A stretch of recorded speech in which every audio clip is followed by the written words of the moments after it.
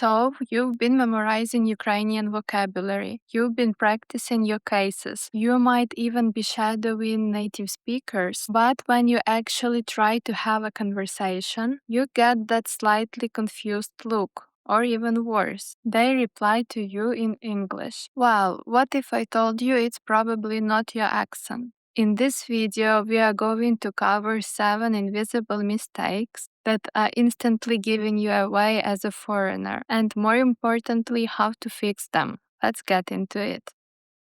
The first invisible mistake that instantly flags you as a learner has to do with the verb to be, or maybe I should say its tendency to disappear in the present tense. In English, we can't build a sentence without it. I am a student, she is happy. So naturally, we try to do the same in Ukrainian. You might say я є студент, вона є щаслива. While these aren't technically wrong, they sound a little clunky and unnatural in most casual conversations. The solution is to trust the flow of Ukrainian and just to let the verb є go. In many everyday sentences, it's optional and often dropped. So instead of я є з Канади, you just say я з Канади. Instead of він є мій друг, a more natural sounding phrase is він мій друг. It's a tiny change with a massive impact. In English, to have is our workhorse verb. I have a car, I have a question. So it's only natural to carry that habit over and use the Ukrainian equivalent мати. For example, a learner will almost always say я маю машину.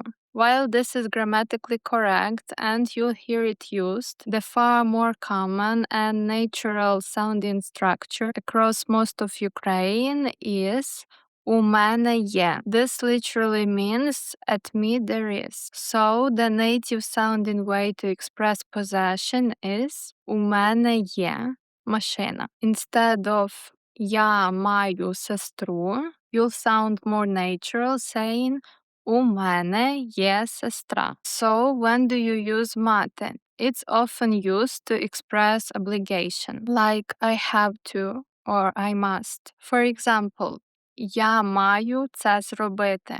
Using it for simple possession while not strictly incorrect can sound a little formal or less common in everyday chat.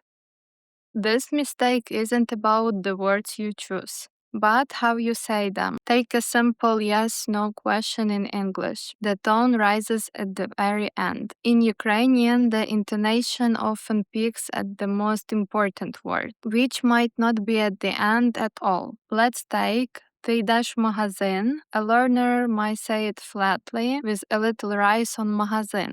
A native speaker, though, might pop the intonation on йдеш to emphasize the action. Ти йдеш у магазин. Or on ти to ask if it's you specifically. Ти йдеш в магазин. The emphasis changed the subtle meaning. The fix, active listening, and imitation. Pay attention to how native speakers stress words in shows, podcasts, and movies. Record yourself and compare it to a native speaker. Ukrainian verbs usually come in pairs. Imperfective for ongoing, repeated, or unfinished actions, and perfective for completed one-time actions. Let's use the verbs for to read. Читати, imperfective, and прочитати, perfective. A learner wanting to say I read the book yesterday might say вчора я читав книжку. This means yesterday I was reading the book. It describes the process, but we don't know if you finished. The story feels incomplete. To say you got the job done, you need the perfective. Вчора я прочитав книжку. This means yesterday I read the book and finished it. It signals the result. Here is a simple way to think about it. If you are talking about a process, a habit, or an action with no clear endpoint, use the imperfective. Я люблю читати. I like to read. a general habit. If you are talking about a single completed event with a result, use the perfective. Я щойно прочитала статтю. By the way, if you are finding these tips helpful and you are starting to see why your Ukrainian might sound a little bit off, make sure to subscribe and hit that bell icon. I've got more videos coming that dive even deeper into sounding natural, and you won't want to miss them. And for those who would like to support my work, you can do it on Buy Me a Coffee. The link is in the description below. Thank you for your support.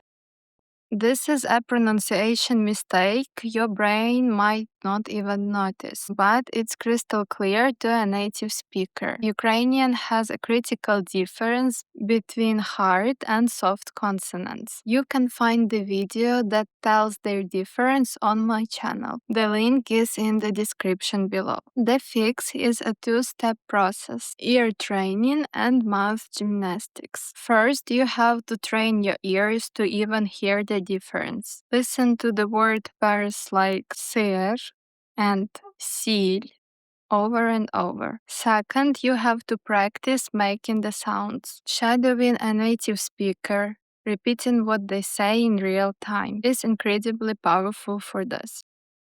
This is the grammar beast that haunts every learner. You might have memorized the 7 cases, but knowing which preposition goes with which case and how that changes the meaning is a whole other level of confusing. English uses prepositions for everything, but Ukrainian uses cases endings to do a lot of that work. So it's never a one-to-one translation. Let's take in or at. Learner might want to say, I was at the concert. For events like concerts, meetings, or games, you use the preposition на. The correct sentence is Я був на концерті, using the locative case. So when do you use у or в? That's generally for being inside a defined space.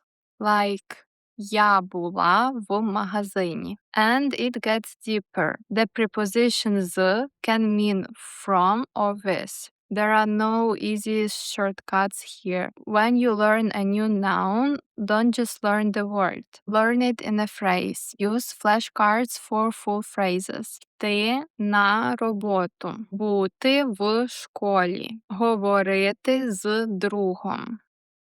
This final point isn't about grammar or pronunciation. It's the psychological block that makes all the other mistakes worse. Being too afraid to speak. You want to sound perfect, so you hesitate, you overthink, and you stay silent. But the only way to get better is to speak, make mistakes, get corrected, and speak again. Many learners are so worried about messing up the 7 cases. You have to embrace imperfection. Give yourself permission to sound silly. The goal of conversation is connection, not perfection. Find a language partner who makes you feel safe to practice without judgment. Force yourself to speak, even for just 5 minutes a day. I also now offer one-on-one Zoom sessions for Ukrainian practice. All the details you can find on Buy Me a Coffee. So there you have it, the 7 invincible mistakes that might be holding you back. By being mindful of these points, you can move beyond just translating in your head and start to truly speak Ukrainian. Thanks for watching. See you soon. Papa.